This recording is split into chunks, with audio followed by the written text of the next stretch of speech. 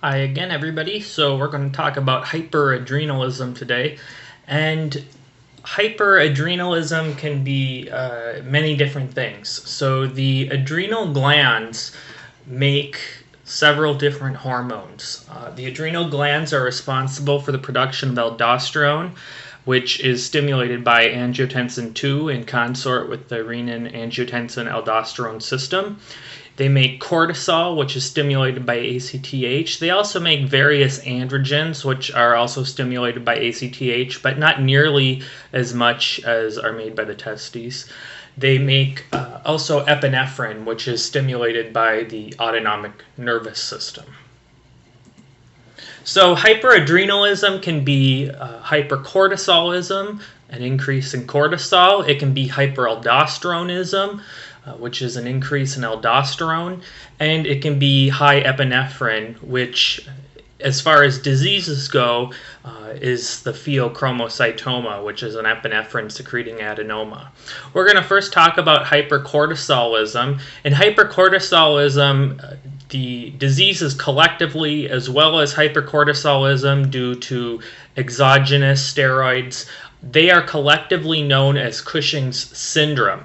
Now, that's different from Cushing's disease. Cushing's disease is due to an ACTH secreting pituitary adenoma. That's a secondary cause of Cushing's syndrome. So don't confuse Cushing's syndrome, which is any cause of hypercortisolism, from Cushing's disease, which is specifically an ACTH secreting pituitary adenoma. So let's talk about hypercortisolism. So hypercortisolism is one possible manifestation of hyperadrenalism, and hypercortisolism can be referred to as Cushing's syndrome. And Cushing's syndrome refers to any state of excess cortisol, which is different from Cushing's disease, which, as mentioned, refers specifically to the excess state of cortisol caused by a pituitary adenoma, which secretes ACTH. There are many different causes of Cushing's syndrome, and generally, the good thing about Cushing's syndrome, as far as you're concerned as the diagnostician, is that the symptoms of Cushing's syndrome are relatively straightforward. This stands in contrast to hyperadrenalism, as you're going to see.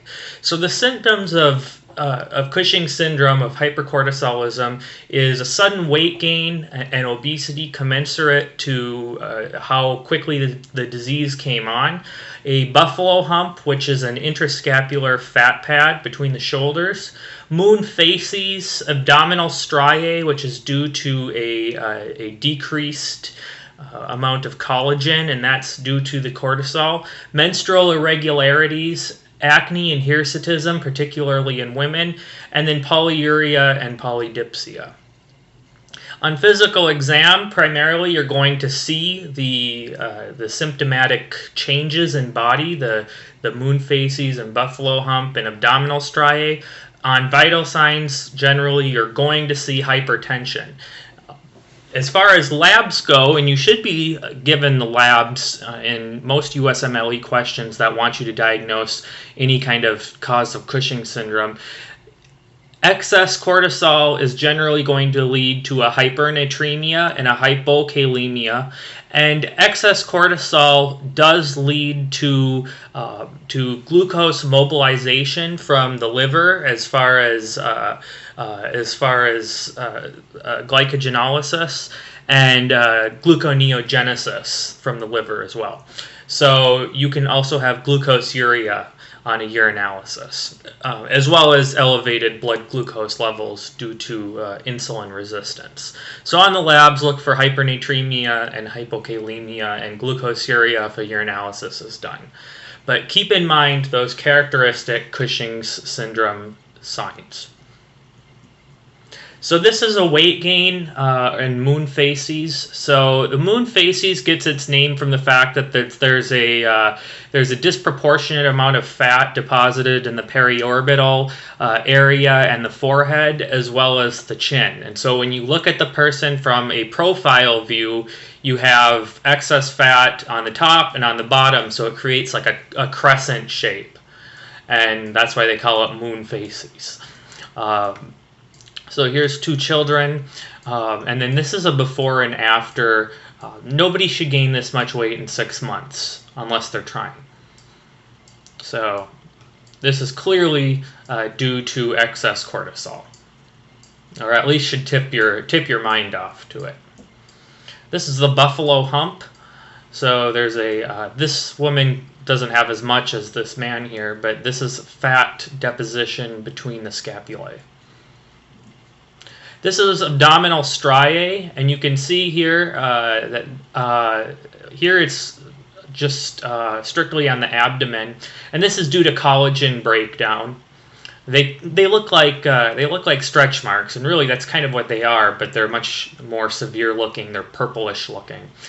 And then here you can see on this child that he's got striae actually up into the pectoral area. And here's a really severe form of abdominal striae. So hypercortisolism is also associated with truncal obesity, which is more weight that's more fat deposit in the abdominal area rather than in the thighs. And so you can see in this woman here, not only does she have the moon facies, but she doesn't have as much fat in her thighs as she does in her belly. And it's the same with this man here. Okay, so as mentioned, Cushing syndrome refers to any state of excess cortisol. We already said that Cushing's disease is caused by a pituitary adenoma specifically.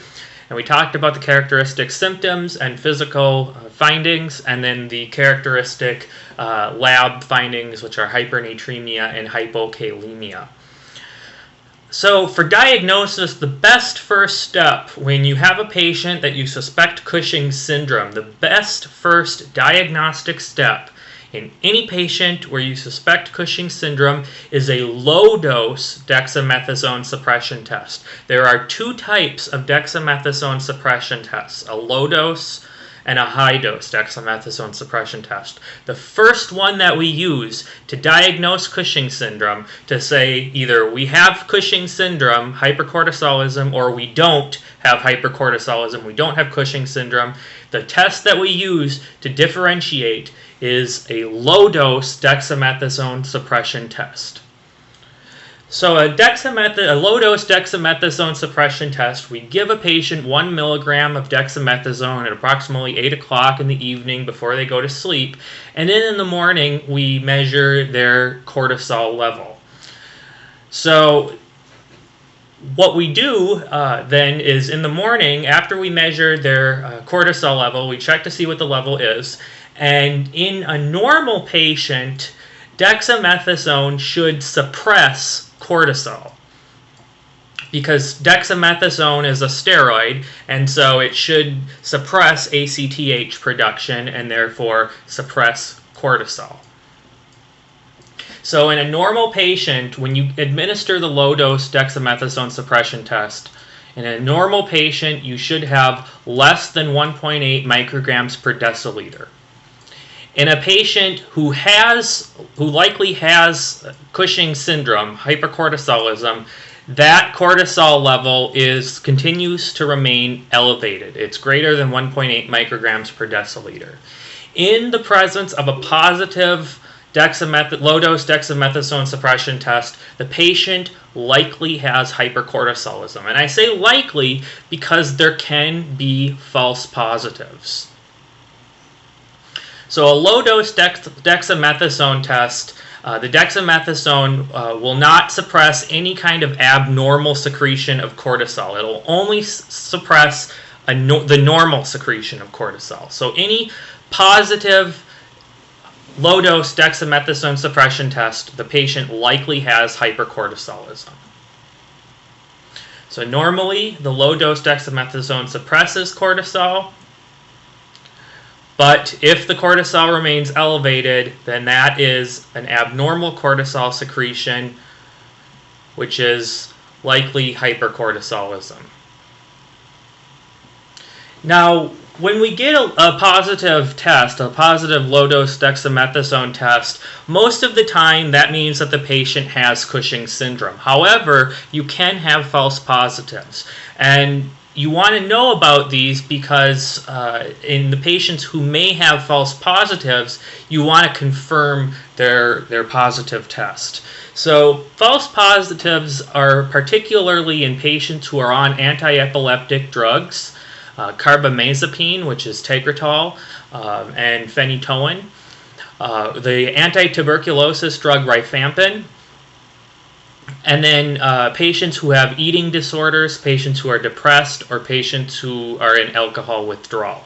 All these things are stressors on the body, and so they can actually cause a false positive low-dose dexamethasone test.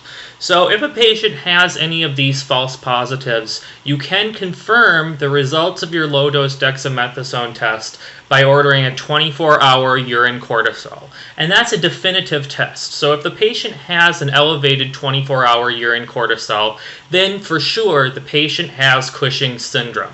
However, you only need to order the 24-hour urine cortisol test if the patient has factors that may predispose them to a false positive test. So once the patient's been diagnosed with Cushing syndrome, the next step is going to be to determine whether or not there's a pituitary adenoma. And we prefer to not do CTs if we don't have to. One, they're expensive. Two, they expose the patient to radiation. So the diagnostic test to separate a pituitary adenoma, which would be Cushing's disease, from other causes of Cushing syndrome is the high-dose dexamethasone suppression test. Now, when you have a high dose of dexamethasone and you give it to a patient, normally that should suppress any kind of pituitary stimulation, which may cause hypercortisolism. And so in a patient with a pituitary adenoma, the high-dose dexamethasone will suppress the excess cortisol. And so that's how you will determine that the patient has a pituitary adenoma. So when you've diagnosed a patient with a low-dose dexamethasone suppression test and or an elevated 24-hour urine cortisol, you do the high-dose dexamethasone suppression test. If indeed they have a reduction in their plasma cortisol, then you will have diagnosed presumptively a pituitary adenoma, and that's got to be a greater than 50% reduction of plasma cortisol. And then you want to confirm this with a CT or an MRI. MRI, of course, being the more accurate. If, however, you have no response to a high dose of dexamethasone, then the patient has either an ACTH secreting tumor, which is generally in the lungs, or they have an adrenal neoplasia, which is directly secreting cortisol. So in order to differentiate an ACTH secreting tumor or adrenal neoplasia, which would be no response on the high-dose dexamethasone test, it's actually really easy. We just get an ACTH level. And in patients with an ACTH secreting tumor, of course, their ACTH is going to be high. And in patients with an adrenal neoplasia where they're secreting cortisol, you're going to have negative feedback to the anterior pituitary and the hypothalamus, and so you're actually going to have very, very low ACTH levels. So if you have low ACTH level, that's adrenal neoplasia, which can be either carcinoma or adenoma. And if the ACTH level is high, then that's going to be more than likely an ACTH secreting tumor. With an ACTH secreting tumor, you're going to get a chest CT. With an adrenal neoplasia, of course, you're going to get an abdominal CT because you're looking in the adrenal glands. Generally, with adrenal neoplasias, if it's greater than 4 centimeters in length, in diameter, it tends to be carcinoma, and if it's less than 4 centimeters, it tends to be an adenoma. So here's an adrenal adenoma, and this is very big. I would say this is probably an adrenal carcinoma. And this is an adrenal adenoma, indeed here. This is less than 4 centimeters, and you can see it right here on the frontal view. Remember that the adrenal glands sit right above the kidneys. That's exactly what it means in Latin, is above kidney. Okay, so the treatment for Cushing syndrome, if it's any kind of adenoma or neoplasia that's causing Cushing syndrome, the best therapy is surgical resection, and this goes for pituitary adenomas as well as for adrenal adenomas. For carcinomas, generally it's going to be chemotherapy. But know that the best treatment for any kind of adenoma causing Cushing syndrome is surgical resection. If they are adrenal tumors that cannot be resected, and note here that I say just adrenal tumors that can't be resected, what you can do is you can treat medically with ketoconazole or metyrapone. Ketoconazole, remember, is an antifungal. Metyrapone actually inhibits the synthesis of cortisol. And so this is just your the diagram I made altogether. Hyperaldosteronism. So remember that the adrenal glands, not only do they make cortisol, but they also make aldosterone. Cortisol is secreted in response to ACTH stimulation, whereas aldosterone is secreted in response to angiotensin II stimulation. Now, there are two different kinds of hyperaldosteronism, and the first would be primary hyperaldosteronism, and primary just means that the aldosterone is coming directly from some kind of process. So that would be an aldosterone-secreting adrenal neoplasia. So you have a tumor on the adrenals that's just pumping out aldosterone. No stimulation at all, it's just pumping out aldosterone.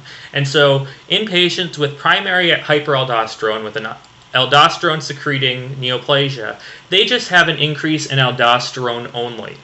Now, in patients with secondary hyperaldosteronism, in this case, we have elevated aldosterone, but it's in response to what normally increases the aldosterone.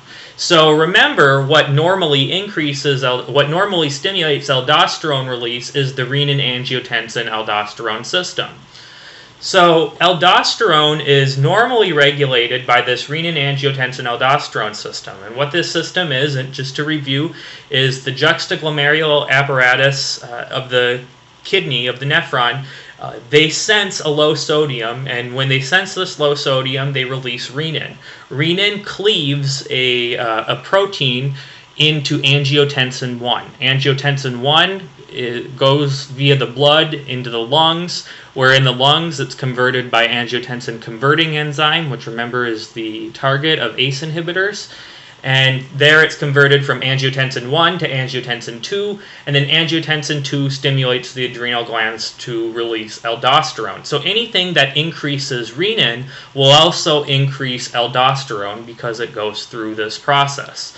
So any of these syndromes that increase renin will also increase aldosterone and create hyperaldosteronemia. So what does aldosterone actually do? Aldosterone stimulates various transporters in the nephron, and if you want a comprehensive review of this, you can go back to the nephrology lectures. But it stimulates various transporters in the nephron to reabsorb sodium. And as a result of that, anytime in the kidney, in the nephron, you reabsorb sodium, it comes at a cost. It comes at the cost of potassium. So because you're reabsorbing sodium from that aldosterone, you're losing potassium. And when you're reabsorbing sodium, water comes with that. And so the effect of that is to increase blood pressure. And therefore, one of the symptoms of hyperaldosteronism is going to be an elevated blood pressure. And that's similar to hypercortisolism. Also, in addition to the elevated blood pressure, you're also going to get a hypernatremia, so elevated serum sodium, and a hypokalemia. And that's a low serum potassium. But this is all something that you see in hypercortisolism too. So we want to know how to differentiate this. And it can be difficult. So primary hyperaldosteronism is, as I mentioned, an increase in aldosterone only. That's due to the aldosterone secreting adrenal neoplasia. This is also known as Conn syndrome. And then secondary hyperaldosteronism is an increase in aldosterone due to an increase in renin. And so this can be due to bilateral renal artery stenosis, and bilateral renal artery stenosis is due to stenotic arteries going to the kidneys, and because you have stenotic arteries, the kidneys perceive it as low perfusion, and because it's lower perfusion, the kidneys think that you're hypotensive, and because they think you're hypotensive, they're going to do everything they can to raise the blood pressure, and that includes releasing renin, which will increase your aldosterone. In Bartter syndrome, this is actually an NKCC, the channelopathy, and with NKCC channelopathy, Bartter syndrome, you get juxtaglomerular apparatus hypertrophy, and this causes renin release. I'm not going to talk about this in detail. You can see the nephrology lectures for this, but remember that Bartter syndrome does cause elevated renin release.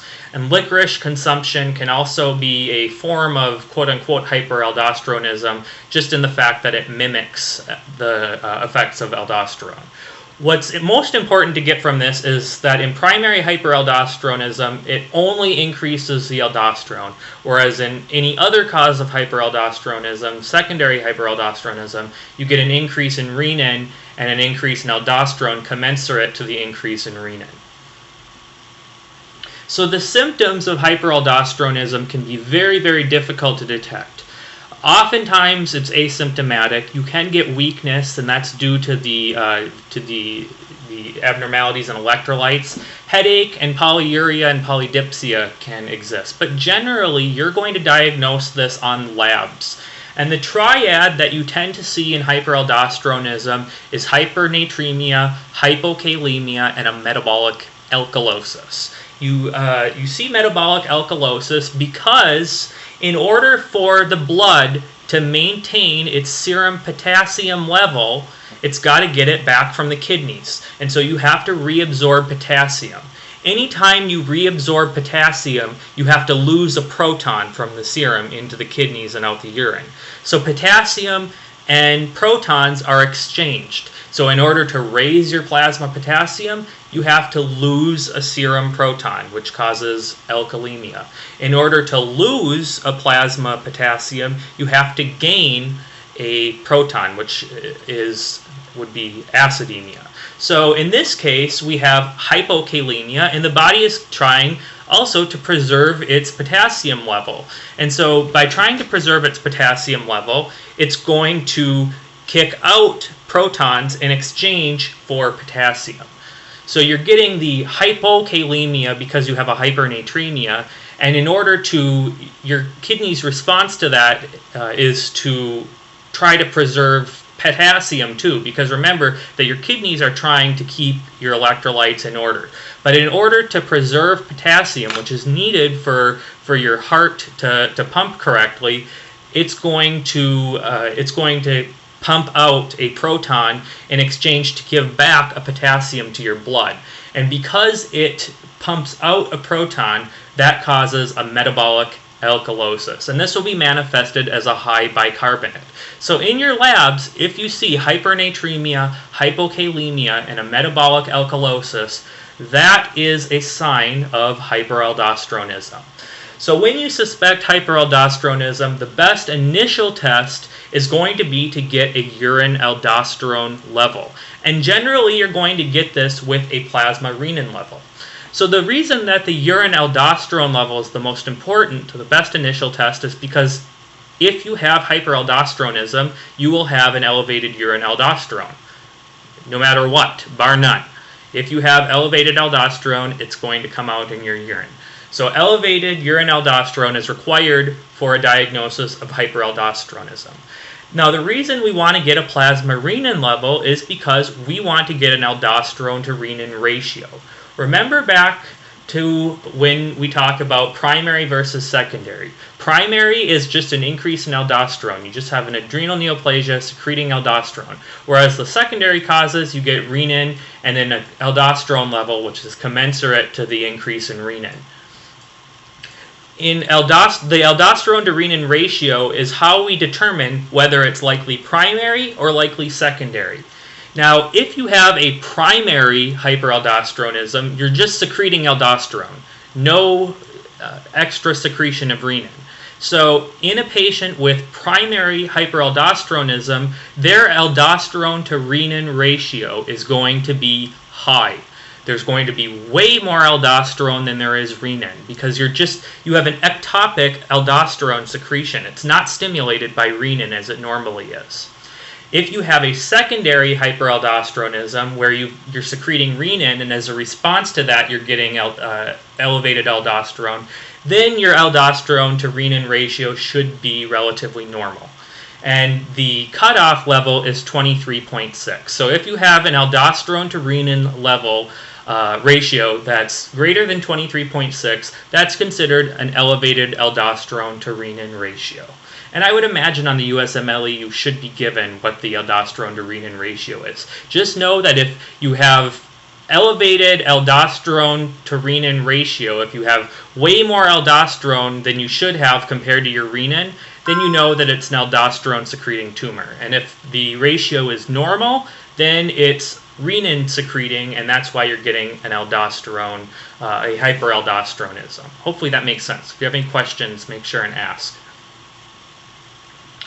So elevated urine aldosterone, as mentioned, is required for hyperaldosteronism, and then we use the aldosterone to renin ratio. The therapy is generally surgical. So if we have an aldosterone secreting adrenal adenoma, which is Conn syndrome, it's best treated surgically. If we cannot treat any of these syndromes surgically, then spironolactone is going to be the best medical treatment for any cause of hyperaldosteronism. Of course, if there's bilateral renal artery stenosis, then you're going to need to address the underlying cause of renal artery stenosis, which of course is hypercholesterolemia. So you're going to need to make sure that the patient is getting their cholesterol levels under control, and that can be done with an HMG-CoA reductase inhibitor or statin. And that is it.